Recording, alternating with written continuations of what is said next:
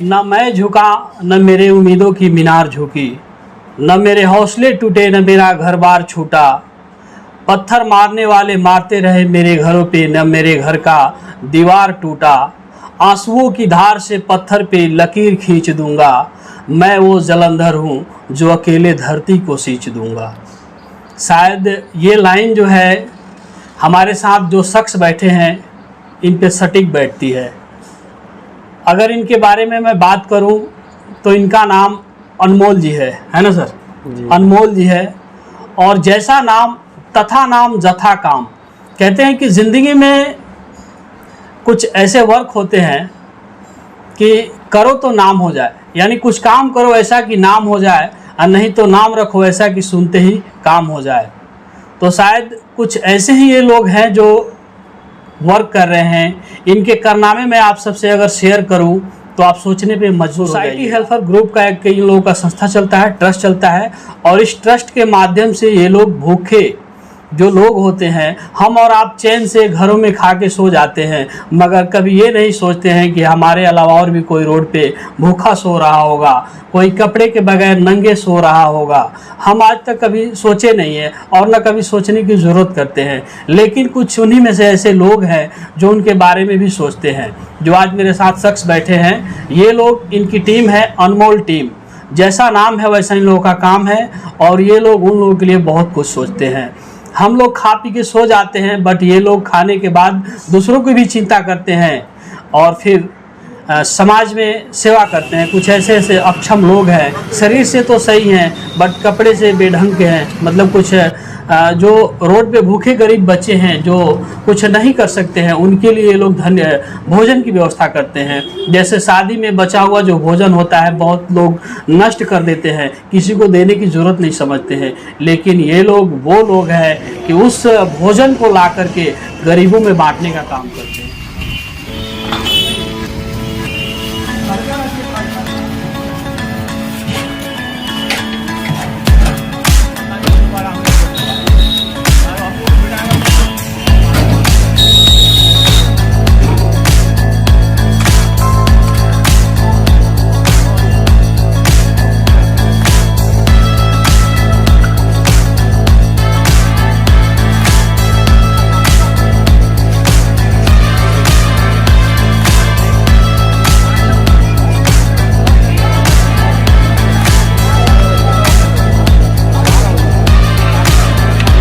से बात करने वाला हूं और उम्मीद करता हूं कि आप हमारे वीडियो के अंत तक बने रहिए। नमस्कार, एक बार फिर से स्वागत है हमारे नए वीडियो में, और मैं हूं तारकेश्वर और आप देख रहे हैं हमारा चैनल तारकेश्वर आर्ट ब्लॉग्स। नमस्कार, मैं अनमोल कुमार, संस्थापक सदस्य सोसाइटी हेल्पर ग्रुप ट्रस्ट। हमारी संस्था विगत 7 वर्षों से सिवान जिले में कार्यरत है, सिवान जिले में कार्य कर रही है।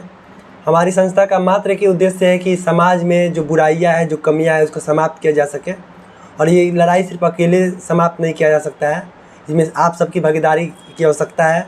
हम लोग सिवान ज़िले में 300-400 सदस्यों का टीम बनाकर लगातार समाज में कार्य कर रहे हैं लोग, और आपके चैनल के माध्यम से आप तक हमारा आवाज़ पहुंच रहा हो तो आपसे बस ये निवेदन है कि आप लोग इस कार्य के लिए आगे हैं। अगर आप हमसे नहीं जुड़ सकते हैं तो अपने आसपास की समस्याओं पे काम करें, क्योंकि ज़रूरी नहीं है कि संस्था का ही ज़रूरत पड़े अच्छे काम करने के लिए। अगर आपके आसपास पे कोई भूखा है, कोई शिक्षा के अभाव में वंचित है, कोई बीमार है, तो आपके आसपास जगहों पे उन लोगों को देखें, उनको बेहतर इलाज कराए। भूखे तो उन्हें भोजन उपलब्ध कराए। कोई बेरोज़गार है तो अपने आसपास उन्हें रोज़गार दिलाए। कोई शिक्षा के पैसे का अभाव में पढ़ नहीं पा रहा है तो उन्हें आसपास स्कूल में पढ़ाए, और आपके पास समय हो तो 1 घंटा समय देकर उन बच्चों को पढ़ाने का काम करें, क्योंकि समाज का बेहतरी और बदलाव तभी आ सकता है जब आप बेहतर कीजिएगा, हम बेहतर करेंगे। मानिए हम हर जगह पहुंच नहीं पा रहे हैं तो आप जहां हैं वहां पे समस्या पे काम कीजिए, और ताकि सीमांत का बेहतर विकास किया सके। और जब जिला का विकास होगा तो अपने आप बिहार का विकास हो जाएगा, जब बिहार का विकास होगा तो अपने आप देश का। एक लाइन कहना चाहूँगा कि हमें वादे नहीं, हमें हकीकत में कुछ करना है। हमें वादे नहीं, हमें हकीकत में कुछ करना है। ये तय आपको करना है कि आपको आईने में सिर्फ देखना है या हकीकत में कुछ करना है। ये शब्द हम इसलिए हमने कहा कि बहुत सारे लोग कलम कॉपी और सिर्फ कहने के लिए बोलते हैं हम ये करेंगे वो करेंगे, लेकिन हकीकत में कुछ कर नहीं पाते हैं। ये उनके लिए लाइनें थी, क्योंकि अगर आप जिंदा है तो कुछ कर दिखाइए, क्योंकि सांसें यूँ चलने को सांसें नहीं कहते हैं, और सांसें वाकई में आपके अंदर है तो वो चलता है, और चलता तभी दिखेगा जब आप समाज के लिए काम आइएगा, समाज के समर्पित। एक टीम बनाया सोसाइटी हेल्प ट्रस्ट, उस टीम का नाम रखे। उसमें जितने युवा थे हम लोग सभी लोग प्रतिदिन 1-1 रुपये इकट्ठा करते थे, मात्र 1-1 रुपये इकट्ठा करते थे। उस 1-1 रुपये से हम लोग ठंड के मौसम में कंबल वितरण करना हुआ, होली के त्यौहार में हुआ, या खिचड़ी के त्यौहार हुआ, या ईद हुआ, या दीपावली हुआ, छठ हुआ, साल में जितने फेस्टिवल आते हैं सभी फेस्टिवल को हम तो अपने घर पे मनाते ही है, साथ साथ उन लोगों के साथ भी मनाने का प्रयास करते हैं जो आज भी अंधकार में जीने को मजबूर है। बहुत सारे ऐसे परिवार हैं जिनको पता भी नहीं होता है क्योंकि आज कोई त्यौहार है, क्योंकि उन्हें मौका ही नहीं मिलता है कि उस अंधेर बड़ी दुनिया से निकले, उजाला में देखता है कि रोशनी कहाँ निकल रही है। क्या बात है। अच्छा, ऐसे विचार आप लोगों को कहाँ से आया? कब आपको मतलब लगा कि यार ऐसा हमें करना चाहिए? कब विचार आया? देखिए, ये बहुत सारे लोग सवाल पूछते हैं विचार कब आया। पहला तो सवाल है कि इंसान का काम ही है ये।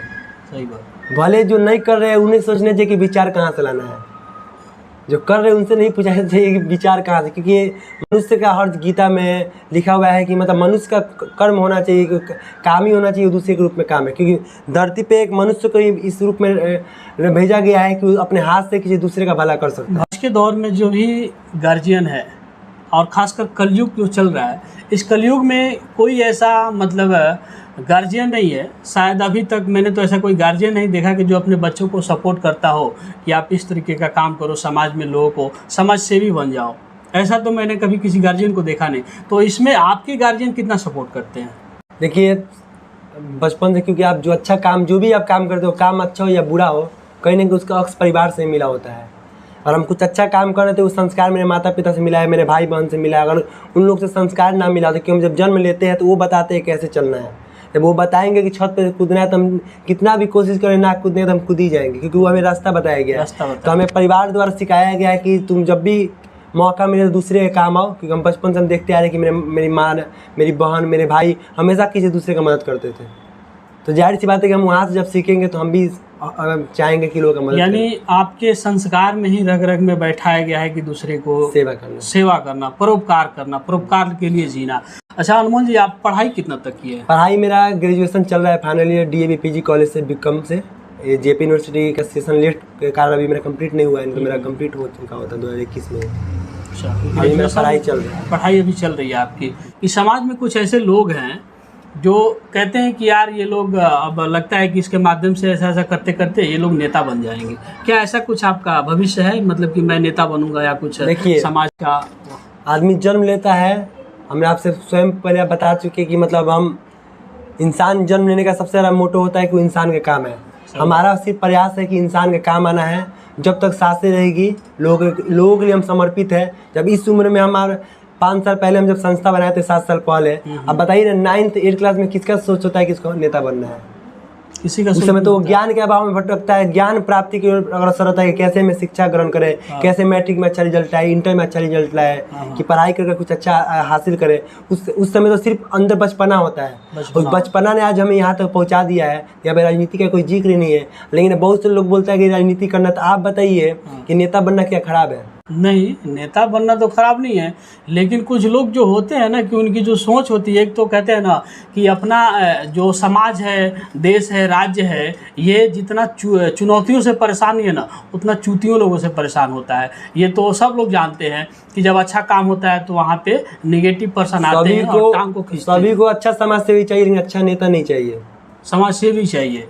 तो मतलब आगे भविष्य में कभी ऐसा कुछ आपका प्लानिंग? अभी हमारा इसका कोई प्लानिंग नहीं है। अभी हमारा समाज सेवा करना है, एक शिवान का भाई के नाते, बेटा के नाते, और मेरे माता पिता ने जो संस्कार दिया, जो मेरे परिवार ने संस्कार किया, सिर्फ उसी को हम सार्थक बनाने में तुले हुए हैं। और इस धरती पे जन्म लिए हैं, दोबारा जन्म मिले या ना मिले, इस जन्म को इतना मेहनत कर देना है, इस जन्म को इतना सार्थक बना देना है कि आने वाले समय में कहें कि शिवान का लाल समाज को इस स्तर तक बदल दिया है, इस दौर तक बदल दिया कि सभी लोग उसके नक्शे कदम पे कर चलना चाहते हैं। क्योंकि ये जो कह रहे हैं ना अनमोल जी, उसको ये करते भी हैं। और मैं खुद सिवान से हूँ, मैं देखता भी हूँ, आए दिन पेपर के माध्यम से, मीडिया के माध्यम से मैं देखता रहता हूँ। ये लोग देखने की वजह से ही तो मैं आज इनके पास पहुँचा हूँ कि मैं भी अपने चैनल के माध्यम से आप सबों को मोटिवेट कर सकूँ, इसीलिए मैं इनके पास आया हूँ। अच्छा अनमोल जी, आप बार बार जिक्र कर रहे हैं कि मेरे परिवार से, मेरी फैमिली से ये संस्कार मिला हुआ है, तो आप थोड़ा अपने पिताजी के बारे में कुछ बताएं कि जैसे आपके पिताजी क्या करते हैं, क्या नाम है उनका, हमारे दर्शकों से शेयर। देखिए मेरे पिताजी का श्री गुलाब चंद्र प्रसाद नाम है। हमारा पहले ईटा का चिमनी चलता था। अच्छा। जो मेरे दादा के राज में, मतलब तो वो चिमनी बंद हो गया, तो मेरे पापा जी आज भी ईटा का ही काम करते हैं पार्टनरशिप में। मेरी 5 बहन है, हम 3 भाई हैं लोग। हम आज जो भी होता है कि लोग माँ से लोग सीखता है, लेकिन आज हम जो भी अपने 5 बहन की वजह से है, क्योंकि हमें हर मोड़ पे एक माँ मिलती है। सही बात। हर जहाँ भी हम कहीं घबराते थे एक माँ मिलती, क्योंकि एक माँ होती है तो लोग पाल पोस के वही जो करेगी, लेकिन मेरे पास 5 एक 6 माँ है। अच्छा। एक गलती होता है तो एक माँ का ध्यान नहीं पड़ता, दूसरे माँ का ध्यान पड़ जाता है। एक गलती होती है एक माँ का ध्यान, तो एक माँ का ध्यान पड़ जाता है। तो 6 जब माँ का किसी बेटे पे हाथ हो तो बेटा, आपको जाहिर सी आप सोच सकते हैं कि बेटा अच्छा ही काम करेगा।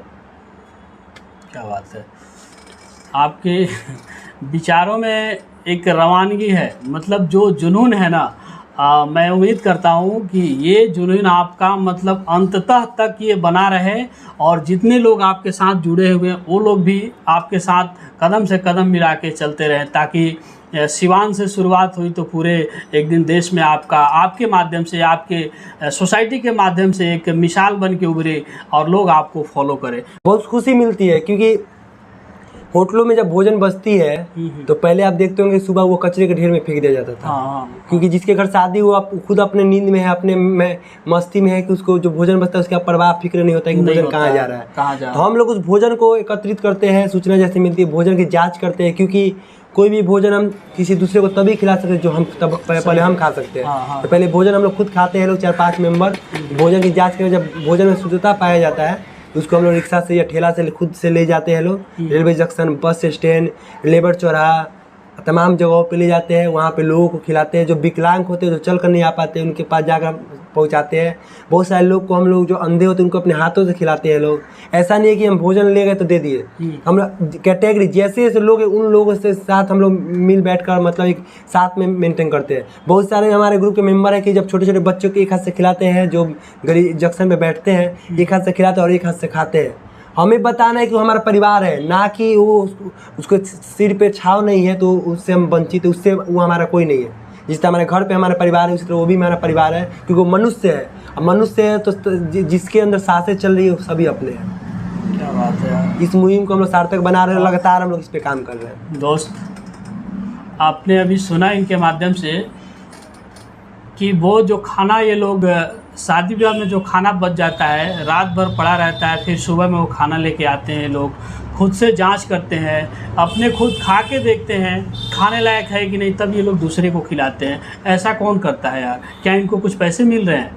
इनको कुछ नहीं मिल रहा है, सिर्फ़ और सिर्फ ये परोपकार की भावना लेकर के आगे बढ़ रहे हैं, और अपने अंदर की जो जज्बात है ना, जो कहते हैं ना कि हमारे दिल के अंदर परमात्मा, यानी हमारे दिल के अंदर ईश्वर बसता है, और उसकी आवाज़ को सुन करके ये लोग काम करते हैं, वर्क करते हैं। यानी वो खाना जो सुबह मतलब बासी हो जाता है, जो खुद बनाया है वो नहीं खाता है सुबह का खाना, कहता है कि नहीं मैं नहीं खाऊंगा, लेकिन उस खाने को ये लोग लेके आते हैं, खुद खाते हैं और दूसरे को खिलाते हैं। मतलब आप समझ सकते हैं इन बात को, मतलब सुन करके आपको अचंभा तो लगेगा कि यार ऐसा खाना कौन खाएगा, लेकिन ये लोग खुद खाते हैं फिर दूसरे को खिलाते हैं। ऐसे ऐसे मतलब ये आप लोग ऐसे मिसाल के तौर पे काम कर रहे हैं ना कि मैंने तो कभी ऐसा, ये जो है ना कि शादी का खाना बचा या होटल में कहीं खाना बचा, होटल का भी खाना होता है ना, सभी होटलों का, सब पे सारी होटल में हमारा पोस्टर लगा हुआ है, सभी होटलों में विजिटिंग कार्ड है। अच्छा, सभी होटलों में रात को जैसे ही भोजन बचता है तो सूचना आ जाता है। अब तो सिवान के तमाम घरों तक हमारा नंबर पहुंच चुका है, हमारी टीम का कॉन्टेक्ट नंबर पहुंच चुका है।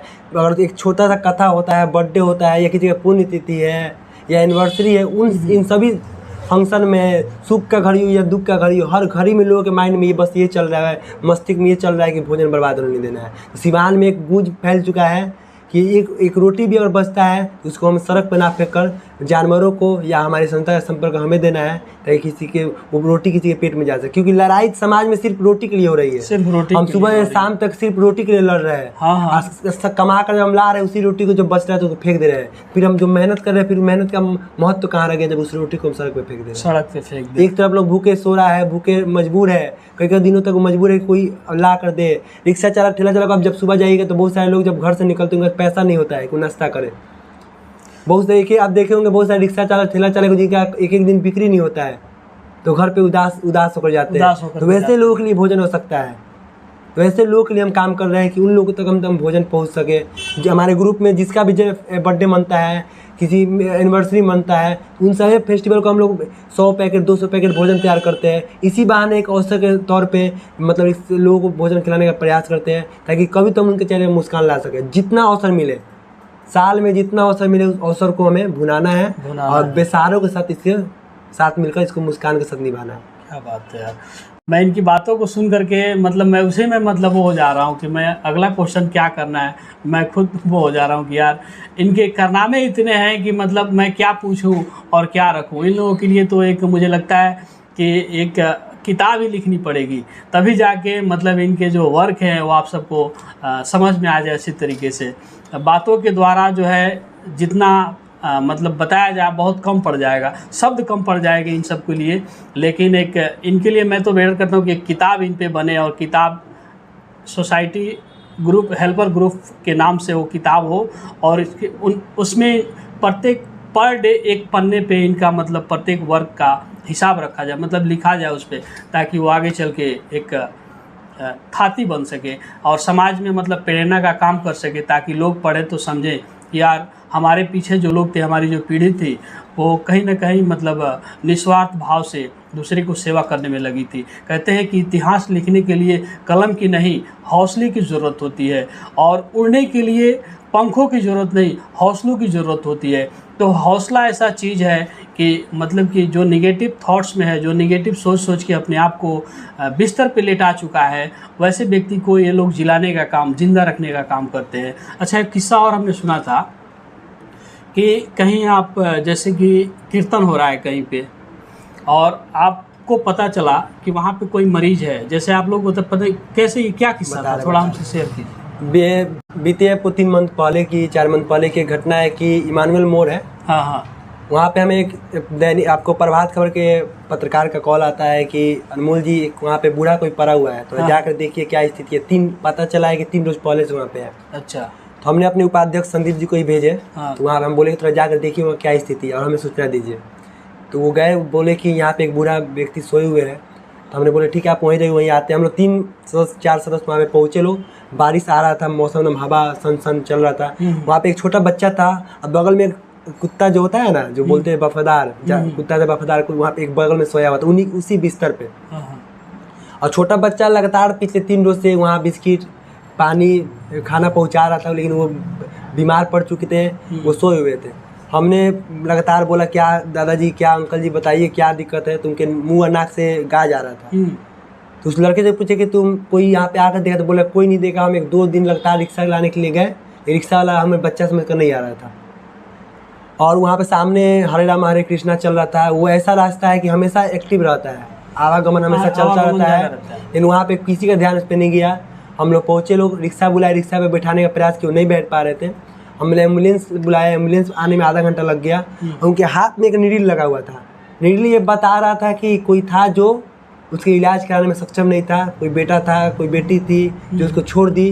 उसने प्रयास नहीं किया कि हमें जो पाल पोस कर बड़ा किया, हर तरह की स्थिति का सामना करते हुए हमें इस काबिल बनाया आज हम उस पिता के लिए कुछ नहीं कर पा रहे हैं। उस लड़के ने अपने बेटा होने का फ़र्ज़ नहीं अदा किया, उस बेटी ने अपने पिता का बेटी होने का फ़र्ज़ अदा नहीं किया। क्योंकि एक माता पिता आप देखते हैं कि बच्चा जब जन्म लेता है तो माँ 9 महीने कोख में पालती है, वो तकलीफ़ें सहती है। फिर पिता सुबह से शाम तक जॉब करता है, क्या के मजदूरी करता है कि अपने बेटा को बड़ा करे, उसे अच्छा शिक्षा दे सके, उसे अच्छा जॉब दिला सके, उसको पल पल का खबर ख्याल रख सके। लेकिन जब वही पिता बीमार पड़ता है तो बेटे से कुछ नहीं हो पाता है।